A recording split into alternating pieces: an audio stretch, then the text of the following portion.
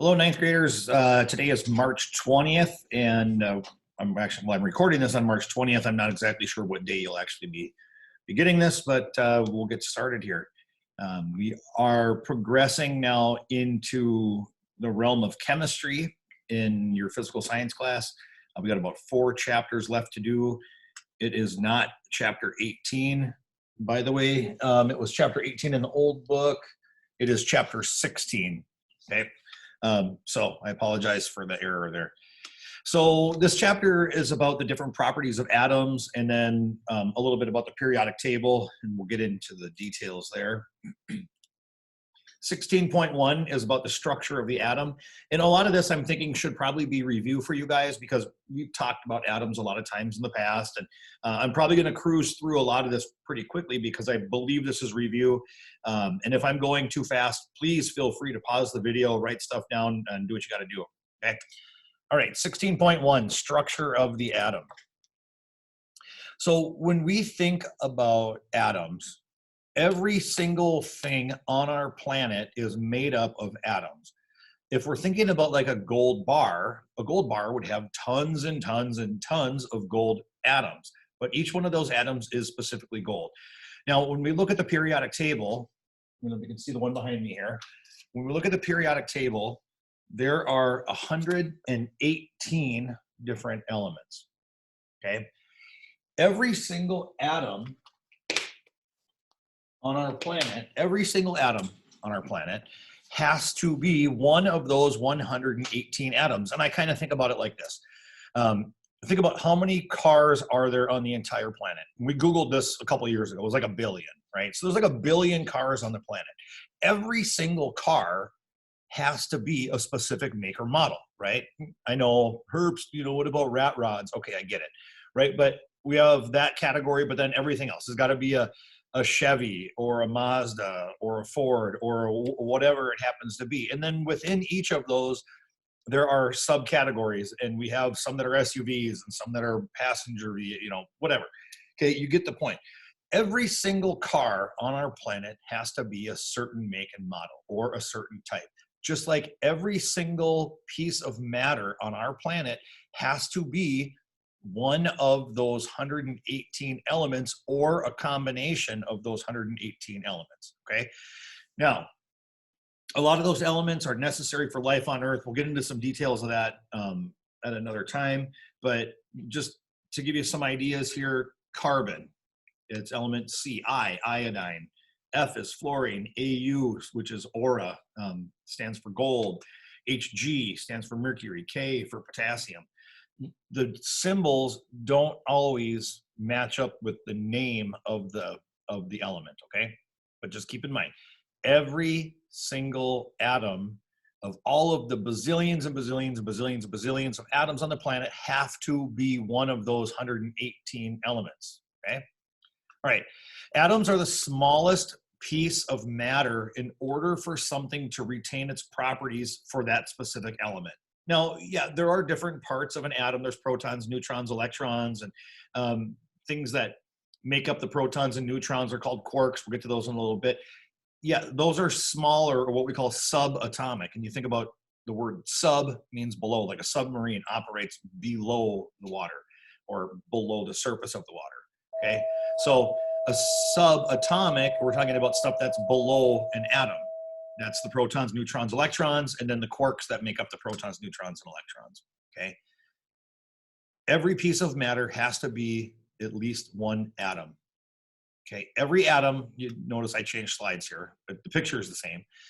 The nucleus of the atom is positively charged because there are protons and neutrons, okay? So the nucleus, the center of the atom, is positively charged. Protons, then, are the particles that have the positive charge, and there are also neutrons, okay, so the protons are being represented by the yellow spheres. The neutrons then, I just changed it again, so here's another key word. The neutrons then are neutrally charged, and because the neutrons have a neutral charge, they don't affect the overall charge of the nucleus of the atom, okay? So the nucleus of the atom, always positively charged. The electrons then, and I always just kind of say they're zinging around the outside of the atom. They actually don't move in these perfect circular patterns. They have orbitals where they hang out, and we'll learn more about that, excuse me, in the future. But those electrons are negatively charged, okay? So in the center, the nucleus, we have protons and neutrons. Protons are positive, neutrons are neutral, and then zinging around the outside are the electrons, and those electrons are negatively charged. So the outer part is a negatively charged, or is negatively charged. Now, we talked about quarks. There are two different types of quarks, or up quarks and down quarks. Those are the smaller particles that are making up the protons and the neutrons in the nucleus, right? You know, this wasn't a really well understood thing for a long time in the history of chemistry. You know, scientists have used particle colliders to try and gain a better understanding of what's inside an atom, and realistically, even an electron microscope, the best microscopes we have can't truly see atoms. I mean, they can detect magnetic fields coming from atoms, but we can't actually see an atom, let alone protons, neutrons, and then especially quarks. Okay, you know, there's certain sensing material inside, and depending on when those atoms collide together, they break up into smaller parts, and then can be detected by a certain type of detection screen. We're looking at a picture of it here, but okay. So when we talk about atoms, atoms are really small. I mean, some atoms are a lot bigger than other atoms, but for the most part, they're really pretty small. And so in order to understand what an atom looks like and what the structure is like, we use models, or we do modeling, right? And scientific models could be anything from like the sun, earth, moon system that we see in the picture here. I've got one in the classroom, could be a globe, or it could just be the model of an atom, or a drawing of a model on the board, or a drawing of an atom on the board would also count as a type of a model, okay? Now, a long time ago, you know, before science had enough technology to better understand this stuff, 400 BC, Democritus and Aristotle argued and disputed what these particles that make up everything, what were they actually like? And they both had their ideas, but it wasn't until many years later that scientists started coming up with what we call atomic theory, okay? Now, of course, you can imagine that, you know, from 1803 to current times, the model of the atom is going to change significantly. So 1803, a guy by the name of Dalton, a scientist by the name of Dalton, he was thinking that atoms were just basically a solid sphere. And they didn't have, I mean, that was all there was to it. Well, as technology evolved, and 100 years later almost, a scientist by the name of Thomson was doing experiments, and he had magnets that were near a cathode ray tube. And what he was finding was that there was some repulsion and attraction of the beam of electrons in this cathode ray tube. And so from that experience, he recognized that there are obviously both positive and negative charges associated with atoms, and that those negative charges are on the outside. So he proposes this atomic theory that, yeah, atoms are a solid sphere, and they have little electrons embedded on the outside or within that, okay? So that was 1904, 100 years after Dalton, okay? Another scientist by the name of Rutherford then is doing experiments using really thin sheets of gold foil. They're like aluminum foil, but really thin sheets. Okay, and so what he's doing is he's taking these little tiny alpha particles, and he's using a beam emitter, and he's shooting these little particles, and most of the particles are going straight through the atom, and they're not hitting anything. Well, if you're shooting little particles, little alpha particles, and they're not hitting anything, what does that tell you about the structure? It means that there's nothing there. So what Rutherford concluded in his atomic model was, okay, we've got this atom, and there's electrons, which are negative charges, and he learned that from Thomson, but that most of an atom is empty space. Because if he was colliding with those little particles with a solid sphere, they wouldn't be bouncing off all over the place, right? So again, this detection screen is surrounding and they're shooting these little alpha particles. Those alpha particles, some of them are just cruising straight through and hitting the backside or the detection screen on the backside. And every once in a while, they hit the nucleus. And then the particles deflect off one way or another. And when they deflect off one way or another, it's kind of random where they're hitting on the detection screen. That led him to get a good understanding that most of an atom is actually empty space. Okay, now we get to 1913, so just a couple years later. Obviously, you know, technology is helping with all of this, and Niels Bohr is doing experiments, and he is figuring out that, hold on one second. Okay, sorry about that. So a couple of years after Rutherford has his discovery that the atom is mostly empty space, and that most of the mass of the atom comes from the nucleus, then Niels Bohr is doing more experiments. You can see his design. This is actually a little more accurate representation. But again, he's got the atoms just zinging around in these nice circular orbits around the nucleus. The reality is, if we look at the 1926 model, and you notice that there's not a scientist that's credited with that or for that, because it took a lot of scientists a lot of time and a lot of energy to come up with what we currently, what is our current atomic theory, okay? And this is the atomic theory. We know that there are different orbitals, and we can predict we can predict where electrons are and in which orbitals they're located based on their location on the periodic table. Now, in 9th grade science, physical science, we're not getting into all that. But when you guys take chemistry, we'll go into the details of all of that, okay? So by 1926, scientists had discovered that they aren't solid, but they have like these clouds, electron clouds that surround the outside of the nucleus, and that's where the electrons are found, okay? Again, electron cloud, that's the area around the nucleus where the electrons are found. This is another different type of model for the atom, and it shows these areas where it's these shaded tan areas. That's supposed to represent the electron cloud. Those are the areas where the electrons are kind of found. But even this isn't a really great depiction of the model of what an atom is actually like, because this is we're looking at a one-dimensional thing here, okay? Atoms are obviously three-dimensional. So, but this is it's a pretty good way of describing where that stuff is at, where the electrons are at. Okay, that's it for section 1. Let's just run through the smallest piece of matter that retains the properties for an element. What is that? Boom, atom. Number 2, smaller particles that make up the protons and the neutrons is the quarks. Very good.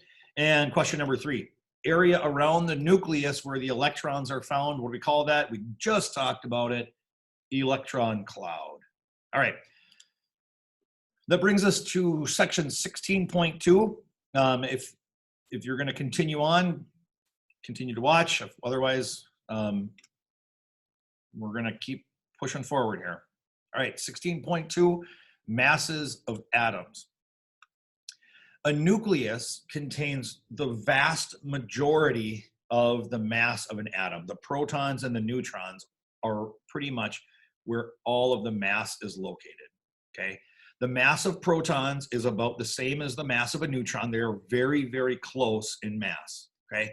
So they're pretty equal. But electrons, on the other hand, are really, really, really small. In fact, they are so small that they are what we would consider to be negligible in comparison to the mass of an entire atom. And here's how I look at it. Okay, let's just say I hop on a scale and the scale says that I weigh 250 pounds. Not too far off, actually. So I'm thinking to myself, geez, I really think I should really probably lose some weight. Okay, so I'm thinking to myself, geez, how can I do this really quickly? So what I do is I take a hair, I put my hand on top of my head and I pluck a hair off, okay? So I've got this little hair and I drop it, throw it on the floor, and I step back on the scale. What does the scale say? It says 250 pounds. But how could that be? Because if I removed something from my body, like a little tiny hair, and dropped it, I've removed that. Okay, you can see that. It's happened. So I lost some mass. But when I step on the scale, it still says 250 pounds. And the reason it still says 250 pounds is because the amount that I got rid of was so little in comparison to my total body mass, it made no difference at all. Okay, this is how electrons are in comparison to the protons and the neutrons. They are so small and so such low mass that we don't even care about them when we're calculating the mass of atoms. Okay, so AMU is what we use, and that's the atomic mass unit, and we use that to measure the mass of atomic particles, or the mass of one proton or neutron is 1 AMU. Okay, so hydrogen has 1 proton, so then that 1 proton would have a mass of 1 AMU. Are you with me on that? Okay. Now, in the nucleus of atoms, there can be varying numbers of neutrons, and we'll get into the details of that. But so if there was, deuterium is a type of hydrogen, and different types of hydrogen, or what we call isotopes, might have different atomic mass, or because it might have more than 1 neutron. Like hydrogen can have 0, 1, 2 neutrons.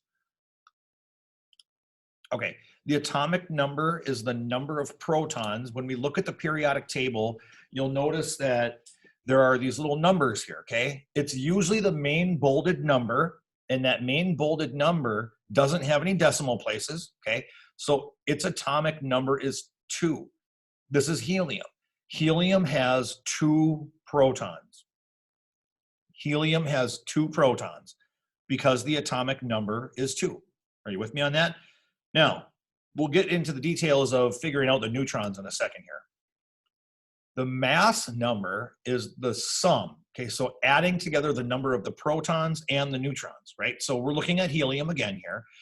Its atomic number is 2, so we know that it has 2 protons. Its atomic mass is 4.003. Okay? Now, you might think that that seems a little weird, like, Herbst, how come we have a decimal here? How is that even possible? How do you have a part of a neutron? Well, in order to come up with the number of neutrons, chemists take an average of what we find in nature or in the world, and they create an average. And that 4.003 is an average. Now, we'll talk about isotopes in a little bit here, and that'll make a little bit more sense. But when we think about this, we'll just be doing some rounding when we think about the atomic mass, okay? So in order to figure out the mass number, we add the atomic number. For helium, it's 2, plus the number of neutrons, 4.003. Okay, we add those together, and that gives us 4. So the mass number is the sum of the protons and the neutrons, okay? So if there's 2 protons and the total is 4, 4 minus 2 is 2. So there's got to be 2 neutrons, okay? I apologize, I was going the wrong way there for a second. Okay, the atomic number is equal to the mass number minus the neutrons. Well, the atomic number is usually given to us because it's on the periodic table. I'll have a worksheet for you that I'll push out on Google Classroom for you guys to practice doing this, okay? The neutron, in order to figure out how many neutrons there are, we take the mass number, okay? So that's the sum of the protons and the neutrons, and we subtract the atomic number, which is the number on the periodic table for the number of protons. We subtract that, and that's the mass number, okay? So an isotope then is the same element, but it has a different number of neutrons, like hydrogen we were just talking about a little bit ago, okay? So if we look at this, we round 10, 10.8 rounds up to 11, okay? Boron has 5 protons, okay? The atomic number tells us that, 5 protons. And the mass number then is 10.8. We round that up to 11. Okay, so the sum of the protons and the neutrons is 11. So we take 11 minus 5, and that tells us the number of neutrons we have, okay? So the mass number minus the protons tells us the number of neutrons. Now, boron can have either 10 or 11 neutrons, and we're just going to round up because we're not dealing with, we want to deal with whole numbers when we're figuring this stuff out, okay? Because you're not going to have a half of a neutron. It just doesn't happen. Uranium-238 has 92 protons. So how many neutrons does it have? Well, how do you figure that out? Again, this number 92 is the number of protons. The mass number is the number of protons plus the number of neutrons. So we take 238, subtract 92, and then that gives us the number of neutrons, okay? So isotopes are identified by looking at the average atomic mass. Okay, this is a weighted average of a mixture of the isotopes, okay? So we have a lot of carbon in the world that we live in. Carbon can exist in different forms, but in this image, we're looking at carbon-12 and carbon-14, okay? Carbon has a lot of different isotopes. So what they do then to figure out the mass number or the number of isotopes on average is they figure out what it is in nature, okay? So in this one, carbon always has 6 protons, okay? So that's the atomic number, and it has 12 neutrons. So its mass number then would be 6 plus 12, which is 18. And that's for carbon-12, okay? Carbon-14 has 2 more neutrons than the previous carbon we talked about. Obviously, carbon-12, carbon-14. Carbon-14 has 2 more neutrons. So the mass number of carbon-14 then is 14 plus 6, which is 20, okay? I hope that makes that clear, okay? Now, when we look at an atom or a model of an atom, we can, without seeing any symbols or anything, we can figure out what it is. Now, we could do one of 2 things here. We can count the number of protons, 1, 2, 3, 4, 5, 6 protons, okay? Well, we would know how many protons there are because atoms are inherently neutral, meaning that they want to balance out the charges. The protons want to be the same as the neutrons. So zinging around the outside out here, we got these speedy little electrons, 1, 2, 3, 4, 5, 6 of them. There are 6 electrons. If there are 6 electrons, we assume that there are 6 protons. This isn't always going to be true, especially when we start talking about atoms creating ions and things like that. But just generally speaking, we're going to say that if there are 6 electrons, then there are 6 protons. Well, we can look at our handy dandy periodic table. We look for which one has atomic number 6, which is right here. Again, carbon, okay? So there are some key identifying things about different atoms, okay? Now, the next section is 16.3. It's about the periodic table. So I'll take a short second here. If you're going to continue on with the lecture, then great. If not, then we'll see you back here maybe tomorrow or in a day or 2. Okay, 16.3 is about the periodic table. This handy dandy little table gives us a ton of information. The periodic table, several scientists or chemists over many years had tried to develop periodic table or just some sort of a chart that showed all of the elements, and we'll get into some of the details on that later. But one thing that's really interesting, if you look at the periodic table either behind me or the periodic table that's in the back of the room that you've seen many times before, the amount of time and energy and the sheer number of scientists involved to come up with all of the information on that periodic table is almost mind-boggling. There is so much information on the periodic table on the back wall in the room. It would be hard to wrap your head around how many hours total scientists spent trying to figure out all that information. It's really a pretty amazing thing. Now, we call it the periodic table because, or the term periodic means that things happen in a regular repeated pattern, kind of like there are 12 months in the year, every 365 days, you know, it's a new year, the number of hours in a day. Those are all things that are periodic. Okay, so it kind of makes sense that if things are sort of repeating in a particular pattern, then it's a periodic thing. Okay, like periods in a hockey game. Now, the periodic table arranges all of the atoms by increasing atomic number. Okay, so we start over here on the left. Hydrogen is atomic number 1, has 1 proton. We jump all the way across. Okay, this is empty row over here. We call that a period. And then we get to the end of the period, and there's helium. Helium's atomic number is 2. Atomic refers to the number of protons in the nucleus. Okay, so there are 2 protons in the nucleus. Then we go, it's like reading a book, we go down a line and back to the left. We have lithium. Lithium has 3, beryllium has 4 protons, boron has 5, carbon has 6, nitrogen has 7. You see where I'm going with this, right? So when Mendeleev was the scientist that we give credit to for developing the periodic table, he put all of this stuff in order. And when Mendeleev did this, he had to predict. We only knew, I think, if I remember right, it was 52 or 56 of the elements were known, and he had to predict all of the rest of them. And you know what? He did so perfectly.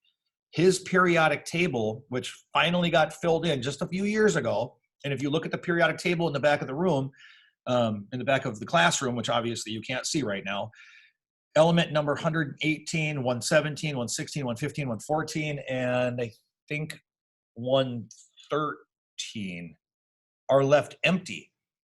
And that's because this stuff has been discovered recently, like since I purchased that periodic table, I don't know, 6 years ago, 7 years ago, something like that.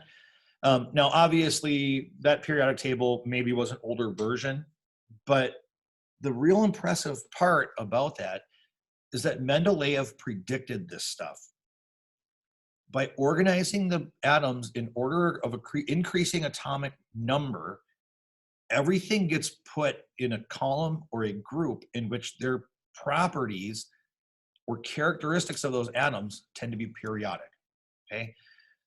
The scientist that gave us this is Dmitry Mendeleev, okay? He's a Russian scientist, and he's the one that we give credit to for developing the periodic table, again, in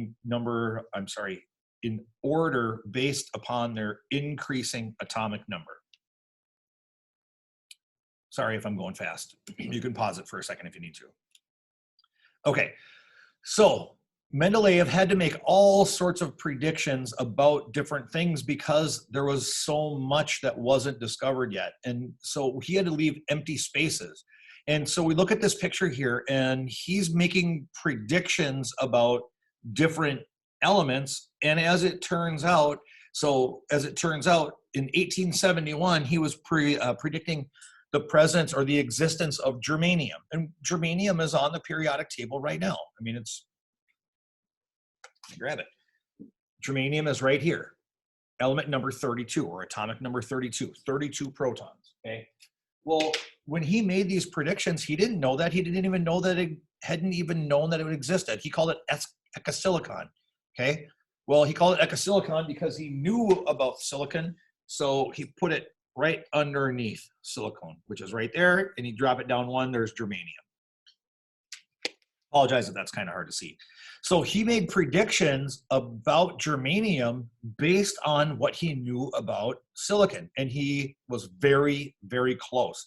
He estimated that its density would be 5.5 grams per cubic centimeter. Turns out it's 5.35 grams per cubic centimeter. 4 valence electrons, he got that one right. He said that it had a high melting point. Well, 937 degrees Celsius, that's pretty hot, okay? He predicted colors, how it forms oxides, the oxides that it forms, what it does, and how it behaves in different environments and when subjected to different elements. Okay, so pretty smart guy, pretty cool that he was able to predict all that stuff. Next thing here. He organized things in groups, which are the vertical columns, okay? And he numbered those 1 through 18. 1, 2, 3, 4, 5, 6, 7, 8, 9, 10, 11, 12, 13, 14, 15, 16, 17, 18, okay? Each group has properties that are very, very similar, okay? Hydrogen is kind of a weird one. It's sort of like the exception to these rules, but we're gonna drop down to lithium here, okay? Lithium behaves in a particular way. Sodium behaves similar to lithium. However, it's a little more reactive and more energetic in its reaction. Potassium reacts pretty much the same way as sodium. It's just that it's a little bit more reactive, okay? More energetic. Rubidium, more energetic and reactive than potassium. And then cesium, even more so than rubidium. And then finally we get down to francium. Francium only exists on our planet for about 24 minutes. Its half-life, if I remember right. Half-life is about 24 minutes. So we don't really find francium very much on the planet because it can't exist. It doesn't last long when it's exposed to the air. In fact, sodium and potassium, and maybe in the springtime, if school reconvenes in the springtime and we find a nice day and the wind's not blowing very much, maybe we'll take some sodium metal out on the baseball field and we'll drop it in a 5-gallon pail with some water and we'll just see what happens. Okay. We could watch some videos. There's lots of videos on YouTube of this, and they'll make comparisons with lithium, and then they'll put sodium in water, and then potassium, and then finally, we can't get rubidium and cesium. You have to be like a big-time laboratory and able to have that stuff. Okay, atoms all have different energy levels, and those energy levels are where the electrons are found. Okay, so energy level 1, energy level 2, 3, and 4. Okay. The further out from the nucleus the electrons are found, the more or the higher, the greater amount of energy those electrons have. Okay, think about it. If you're thinking about NASCAR and you've got cars traveling around a track, the cars on the inside lanes are going slower, right? If you're on the inside lane and you step on the gas, you inherently are going to move out further.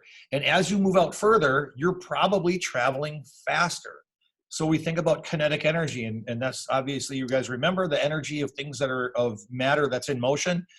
The further out the atom or the electrons are, the more energy they have because they are moving faster. Okay, this is about kinetic energy. Now, atoms that are all in the same group have the same number of electrons in their outer energy levels. Those are the valence electrons, we call those.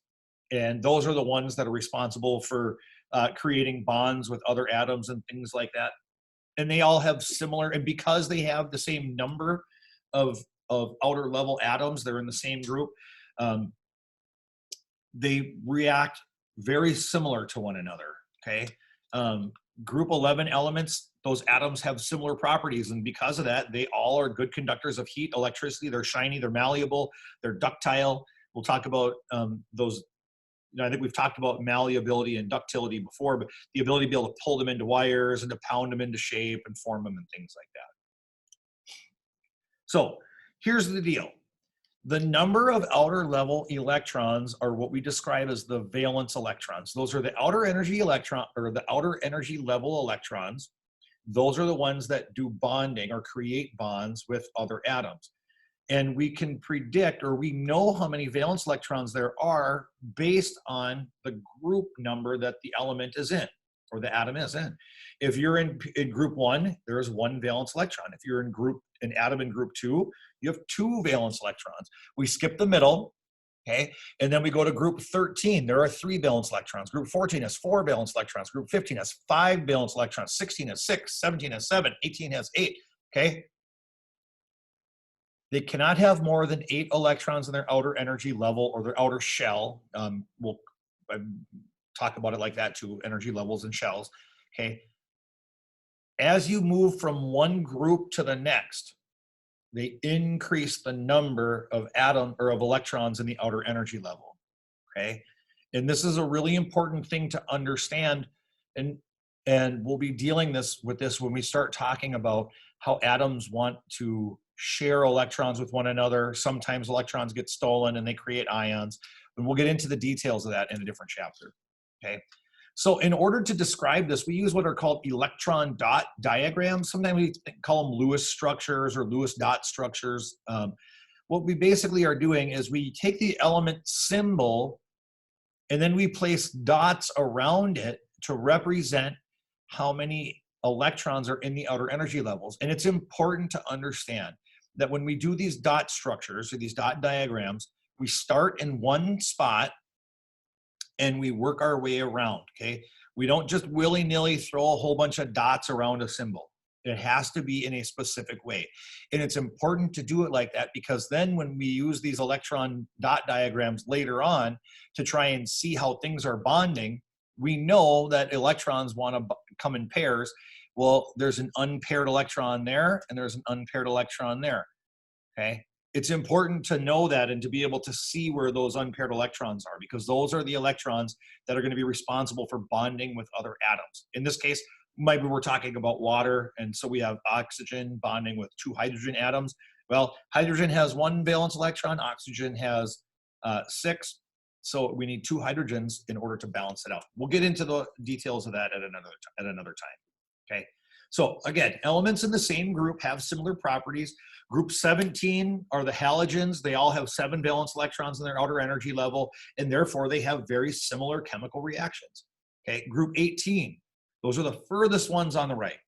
Okay, those are what we call the noble gases. Okay, they have 8 electrons in their outer energy level or their outer shell, and they are perfectly stable. Okay, every atom is wanting to have 8 electrons in its outer energy level. That is the goal. And by doing so, they become perfectly stable and they don't want to mess with anything else. So other atoms leave them alone, okay? Noble gases don't bond with other stuff. In fact, they are so stable that they won't even burn. Oftentimes you might hear of lighting operations or lighting, they have maybe some noble gases as the gas like xenon or neon. Those are noble gases and they don't burn because they are so stable. Even if you pass a tremendous amount of electricity through them, they still won't burn, okay? Group 17 atoms like to form compounds with group 1 atoms, and we think about why that happens. Well, the group 1 atoms have 1 valence electron and the group 17 atoms have 7 valence electrons. The goal is for them all to have 8, right? So 1 plus 8 from the other, or 7 from the other one, and they come together and they are very happy now because they have 8. And when we talk about bonding ions together or sharing electrons, we'll get into a lot more detail on that. Okay, so the vertical rows are the groups, or I'm sorry, the vertical columns are the groups. The horizontal rows are what we call the periods, okay? They go from the left to the right. And as you move one space from the left to the right, we increase by 1 proton. So like hydrogen has 1 proton, helium has 2, lithium 3, beryllium 4, boron 5, carbon 6, nitrogen 7. The period number in which the atom falls determines the energy levels or the number of energy levels that that atom has, okay? We'll get into the details of that at a later point in time, but I just want you to understand that. So there are 1, 2, 3, 4, 5, 6, 7 energy levels. 1, 2, 3, 4, 5, 6, 7 periods, okay? So elements in this bottom period right here have 7 energy levels. Okay. On the periodic table, we have 2 different areas. We've got the nonmetals and the metals, and then we have this little area, which I call the stair step. This little stair step area here is what we call the metalloids, okay? Metals are typically solid at room temperature. They conduct electricity. They're shiny. And that's kind of what we think about when we think about metals. The nonmetals are gases, almost always going to be gases, but if they're not gases, if they are solid, they end up being really brittle, okay? They are poor conductors of heat and electricity, okay? Non-metals are poor conductors of heat and electricity. They're brittle if they're solid, but they're usually gases, okay? Metals are solid at room temperature, conduct electricity, and they're shiny. Now, there's one exception to that, and that's mercury, element Hg. And mercury is actually a liquid at room temperature, which you're probably familiar with that. We used to use the mercury and thermometers and things like that. It doesn't get used very much anymore because it's been proven to be a carcinogenic agent. Okay, now, not all atoms are metals and nonmetals. We also have what are called metalloids. Okay, those metalloids have some properties of both. You know, for example, germanium and silicon, those are two things that we use them in a lot of computer or electronics applications because they can get hot, but they don't melt. And they're pretty resistant. They conduct a little bit of electricity, but not a lot of electricity. And by doing that, we can get electrons to flow, but not too many. Okay, so it kind of works out pretty well in the electronics arena. One other thing I wanted to note is that we have the nonmetals over here and we have the metals over here on the left side of the periodic table. But then we have hydrogen is up here on the upper left all by itself. Hydrogen is kind of weird. It's a nonmetal, but it gets put over there just because. And the sooner you get comfortable with the idea that hydrogen is just kind of doing its own thing, the easier life will be. Okay.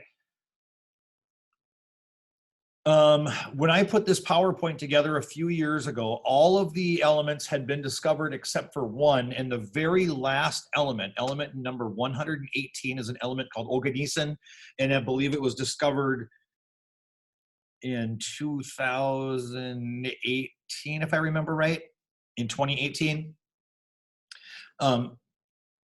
The way that they discover these, I mean, these elements don't exist naturally on Earth. They have to be formed in a laboratory. In fact, we talked about particle colliders in a previous section.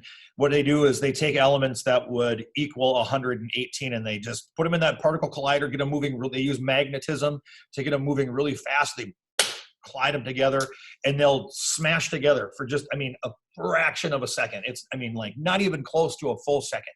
Literally thousandths of a second. I don't even know if it's quite that long, just long enough to be able to be detected, okay?